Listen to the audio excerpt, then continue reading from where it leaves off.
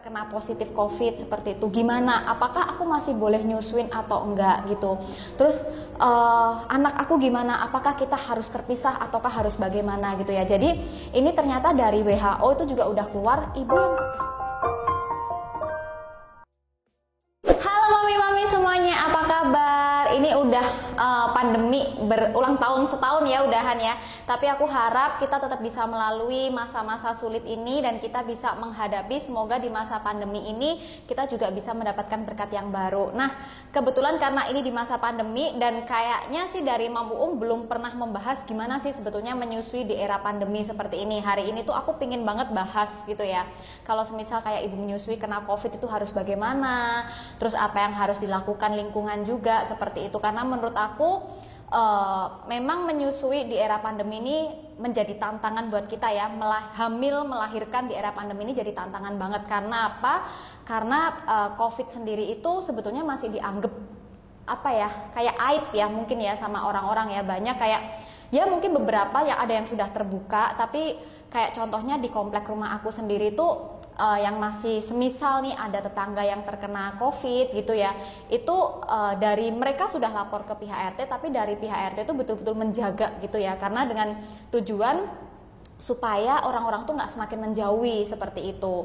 Tapi ada juga yang kayak kemarin aku lihat beberapa teman-teman selebgram gitu ya, ada juga yang misal mereka kena COVID, ternyata udah ada yang tetangganya tuh udah open minded gitu, jadi malah semakin support kayak kirim rantang makanan, terus kayak nanyain kabar. Sebetulnya hal-hal sepele seperti itu tuh sangat menguatkan kita sekali gitu ya. Nah, tapi karena ini memang apa ya, menurut aku ini penting banget disuarakan, karena ternyata juga banyak ibu-ibu yang menyusui dan terkena COVID tapi mungkin selama ini juga masih malu untuk menyuarakan, bahkan ada yang sampai malu buat berobat juga. Nah, jadi di sini aku harap dengan adanya YouTube kali ini itu bisa membukakan pikiran kita bahwa sebetulnya COVID itu bukan aib dan COVID itu bukan suatu hal yang harus kita, kalau misal ada kayak kerabat kita yang kena COVID itu bukan harus dihindari gitu, tapi justru di situ adalah orang yang betul perlu kita support banget seperti itu. Nah, tapi yang perlu kita tahu dulu, kenapa sih di era pandemi ini tuh kita wajib nyusuin anak gitu ya. Menyusui ini bukan cuma sekedar memberi anak memberi anak ASI ya, tapi ini benar-benar menyusui secara langsung, direct breastfeeding gitu. Bahkan WHO pun ngomong harus breastfeeding eksklusif, bukan sekedar ASI eksklusif gitu. Mungkin sebagian dari kita tuh masih kenalnya ASI eksklusif. Dan menurut aku dengan istilah ASI eksklusif itu banyak akhirnya disalahartikan, ya yang penting tuh ASI, terserah mau medianya pakai apapun, mau medianya itu pakai dot, mau medianya pakai sendok, mau apapun itu terserah gitu. Padahal sebetulnya hakikatnya kita jadi ibu gitu ya, kita nyusuin itu ya harus direct breastfeeding gitu, menyusui dengan langsung lewat payudara kita gitu. Karena apa? Sebetulnya kita tahu ASI itu adalah udah fondasi kehidupan ya. Itu betul-betul kayak Tuhan tuh kasih kita hamil, melahirkan, Tuhan juga udah siapin makanannya, dan ASI itu benar-benar udah disesuaikan dengan kebutuhan anak kita loh gitu. Jadi aku dengan ibu yang lain gitu ya, ketika kita melahirkan anak, komposisi ASI kita mungkin sama, tapi kandungan ASI kita tuh bisa berbeda sesuai dengan kebutuhan anak kita. Nah, dan itu luar biasanya, itu manfaat yang sangat bagus sekali, manfaat yang sangat istimewa yang bisa kita peroleh di masa pandemi seperti ini. Karena apa? Karena ASI ini akan benar-benar disesuaikan dengan kebutuhan anak kita, dengan catatan jika kita menyusui langsung gitu. Kok bisa? Kenapa dengan catatan menyusui langsung? Karena pada saat kita menyusui langsung, di dalam mulut anak kita tuh ada sensor. Sensor ini yang akan menunjukkan kebutuhan anak kita tuh apa sih sekarang gitu. Semisal anak kita tuh udah mulai menunjukkan ada tanda-tanda mau pilek, mau menunjukkan tanda-tanda ada yang nggak enak gitu. Nah, ini ASI itu udah keluar sesuai dengan kebutuhannya dia gitu. Begitupun jika diri kita sebagai mamahnya gitu ya, kita tiba-tiba tuh kayak kerasa udah badan mulai nggak enak, kita kerasa udah mau pilek gitu ya. Terus kita gimana gitu? Nah, kita tetap nyusuin aja gitu. Karena apa? Karena sebetulnya lewat ASI kita tuh akan keluar antibodi yang membentengin anak kita seperti itu. Jadi di era pandemi seperti ini, menyusui itu adalah wajib, dan saya sangat menyarankan yaitu breastfeeding, yaitu kalian harus direct breastfeeding, yaitu menyusui langsung dari payudara itu. Dan juga kalau semisal sekarang kita langsung masuk aja ya, kemarin memang banyak banget kayak mama-mama itu yang sharing gitu ya, ada beberapa konsultasi yang masuk ternyata tuh juga mereka terkena positif COVID seperti itu. Gimana? Apakah aku masih boleh nyusuin atau enggak gitu? Terus anak aku gimana? Apakah kita harus terpisah ataukah harus bagaimana gitu ya? Jadi ini ternyata dari WHO itu juga udah keluar, ibu yang terkena positif COVID itu tetap boleh menyusuin anaknya dengan catatan kita harus tahu protokol kesehatannya gitu ya. Harus menjaga protokol kesehatan. Dari yang pertama cuci tangan itu 20 detik ya. Ingat cuci tangannya 20 detik, jangan didiskon-diskon.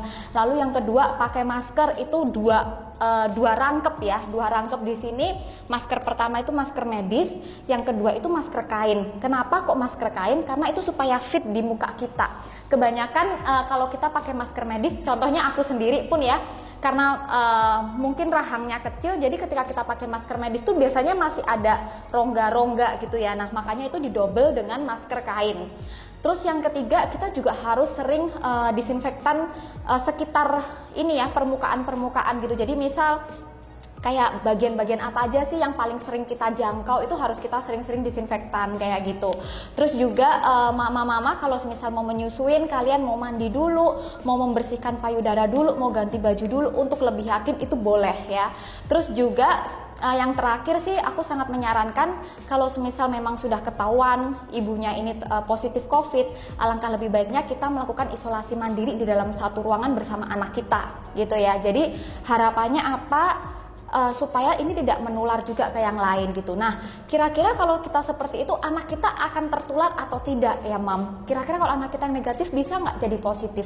Memang ini tidak menutup kemungkinan ya. Jadi memang ada resikonya ya. Walaupun itu resiko jadi kecil sekali seperti itu. Jadi ibu yang positif COVID tetap bisa menularkan ke anaknya. Anaknya juga tetap bisa positif.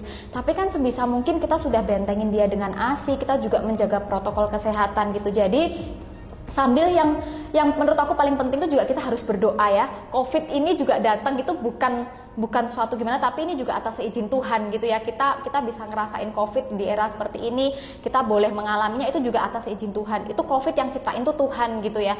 Jadi menurut aku juga kita harus kembalikan lagi ke Tuhan. Kita minta kuasanya sama Tuhan, dan gimana pun dengan kita berdoa, kita dekatin diri, itu juga kita tuh pasti lebih tenang lah. Ketika kita lebih tenang, kita lebih rileks, kita mau menjalani menyusuin pun itu juga lebih enak, dan kita tuh bisa lebih berpikiran jernih gitu. Jadi sehingga kalau misal ada hal-hal yang mendadak itu urgent kayak gitu ya, itu kita bisa langsung kayak relax dulu, tarik nafas, kita bisa mikirin solusinya gimana. Nah, itu tadi untuk ibu positif COVID yang mungkin gejalanya tidak parah gitu ya. Nah, kalau semisal ibu positif COVID yang gejalanya parah gimana gitu.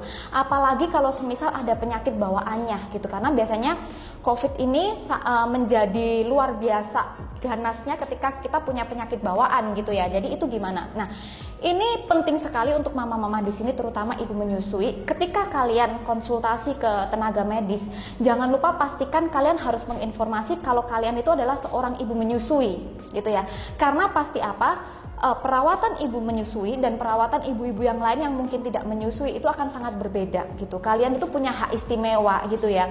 Jadi misal nih nanti vitaminnya bisa disesuaikan seperti itu. Dan juga misal kalaupun ada obat antibiotik atau antivirus apapun yang mungkin tidak boleh dikonsumsi oleh ibu menyusui, itu pun juga akan diinfokan ke kalian sehingga kalian bisa tahu nih kira-kira aku masih bisa kasih ASI ke anakku atau tidak, seperti itu. Jadi jangan lupa kalian harus selalu infokan ya kalau semisal kita adalah ibu menyusui dan saya terkena COVID. Jadi jangan takut ya mami-mami di sini ya.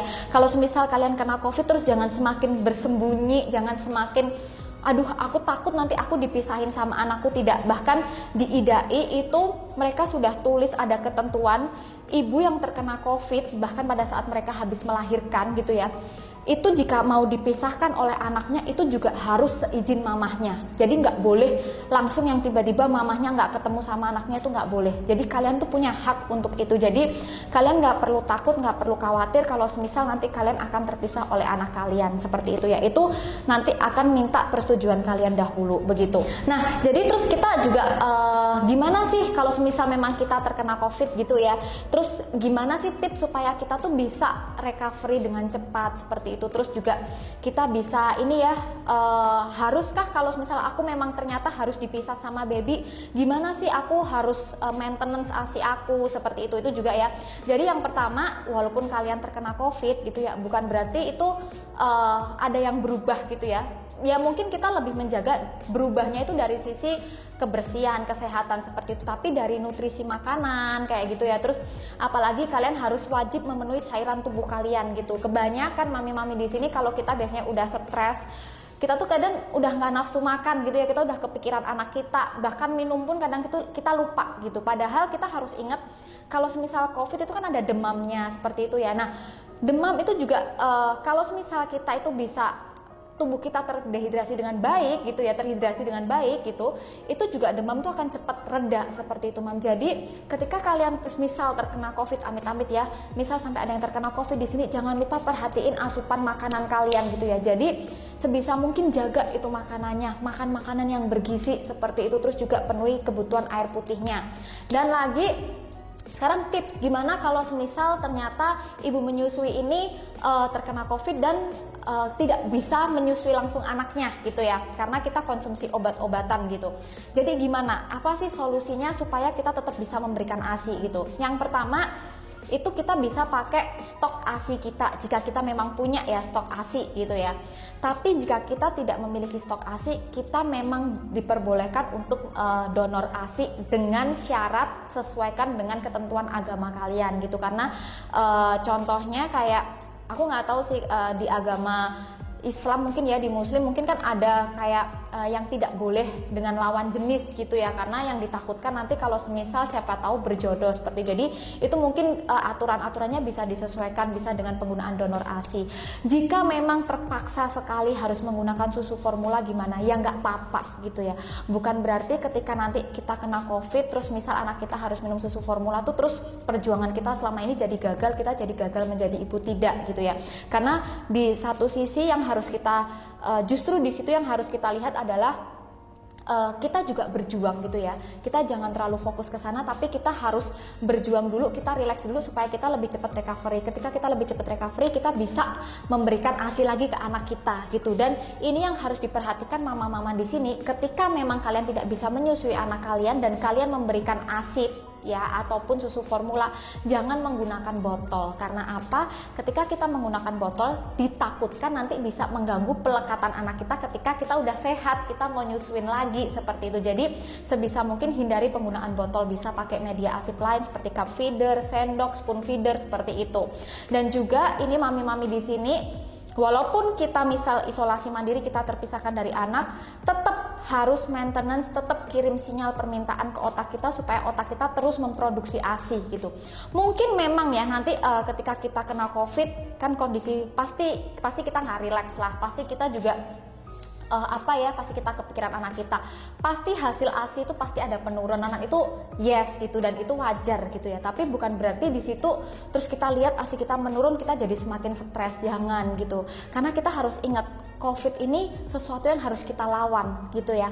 Kita lawan bersama-sama gitu. Jadi justru di sini menurut aku anak itu jadiin motivasi supaya kita tetap kuat ya, jadiin motivasi supaya walaupun kita lagi terkena COVID ini, tapi aku masih tetap ingin mengasihi dia gitu. Jadi gimana pun tetap maintenance itu, jadi kalian bisa pompa walaupun nanti ketika kalian harus konsumsi obat-obatan tertentu dan asip itu dibuang, at least paling tidak di payudara itu tetap akan ada rangsangan, ada permintaan. Jadi nanti ketika kalian udah sehat, kalian nyusuin anak lagi, itu ngejarnya itu nggak susah seperti itu ya Mam ya. Jadi itu untuk maintenance produksi ASI-nya seperti itu. Gimana kalau kita punya anak gitu ya, terus kita mau memperkuat antibodi anak kita nih supaya anak kita itu nggak terkena COVID. Kadang kan bisa jadi mamanya nggak COVID, ternyata anaknya nih yang COVID gitu. Kok bisa?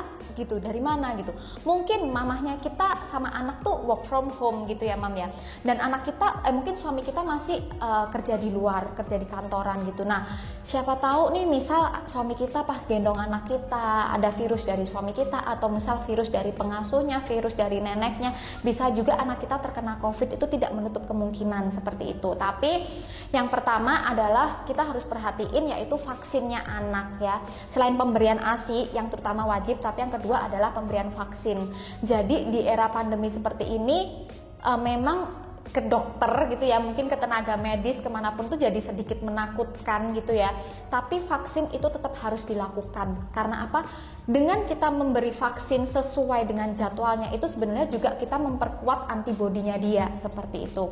Lalu jika anaknya udah empasi juga perhatiin tuh mulai makan makanan empasinya, komposisinya, nutrisi-nutrisi dari empasinya. Nah kenapa ASI, empasi, vaksin, ketika 3 ini sudah terlengkapi dengan baik, at least ya kalau anak kita kena itu paling dia tuh jadi kayak orang OTG tanpa gejala, atau semisal pun dia sampai demam, sampai yang batuk pilek kayak gitu, itu pun cuma kayak demam biasa, kayak demam mau tumbuh gigi gitu loh mam, kayak flu-nya tuh kayak cuma gitu doang, jadi nggak yang sampai parah gitu. Jadi ini mesti diperhatiin juga ya dari vaksinnya, ASI-nya, dan empasinya seperti itu. Nah jadi kalau aku rangkum dari semuanya itu, kenapa sih harus ASI gitu ya? Kenapa wajib ASI dan wajib menyusui langsung? Karena yang pertama kita tahu ASI itu adalah sumber makanan terbaik untuk anak kita. Sudah diciptakan sesuai dengan kebutuhan anak kita. Jadi ketika kebutuhan anak kita terpenuhi, nutrisinya semua terpenuhi, antibodinya dia akan naik. Dan ASI itu adalah sel hidup. Mereka tuh punya antibodi, punya imunoglobin yang bisa memperkuat, yang bisa menjaga anak kita gitu ya, kesehatan anak kita. Lalu yang berikutnya juga ASI itu pastinya lebih higienis, lebih praktis, dan ketika kita menyusui langsung, secara kita nggak sadarin sebetulnya di sekitar payudara kita tuh udah ada antibakterinya. Jadi tuh kalau pakai media botol gitu kita masih harus cuci steril. Kalau ASI ini udah steril gitu ya. Lalu yang terakhir, yang paling penting adalah ketika kita mengasihi, kita mengeluarkan hormon oksitosin, di mana hormon oksitosin itu adalah hormon bahagia, hormon yang melepaskan stres tidak cuma di mamahnya tapi juga di anaknya. Kita tahu ketika kita tidak stres itu sebetulnya adalah juga turut memberikan daya tahan tubuh untuk kita gitu. Jadi ya oksitosin ini yang akan meningkatkan imun kita seperti itu. Jadi menyusui di era pandemi ini sangat-sangat luar biasa sekali manfaatnya. Jadi untuk mama-mama di sini, kalian siapapun yang nonton jangan lupa sebarkan energi positif ini, sebarkan informasi ini supaya kerabat-kerabat, mungkin ada tetangga, ada saudaranya, ada siapa aja yang mau menghadapi era menyusui di masa pandemi ini, mereka semakin yakin dan semakin percaya diri untuk tetap menyusui secara langsung. Oke, sekian sharingnya hari ini, thank you banget. Jangan lupa kalau misalnya masih ada pertanyaan boleh komen di bawah. Follow juga Instagramnya mamuung.id karena bakal banyak info-info bagus dan edukasi ringan di situ. Thank you semuanya, bye-bye.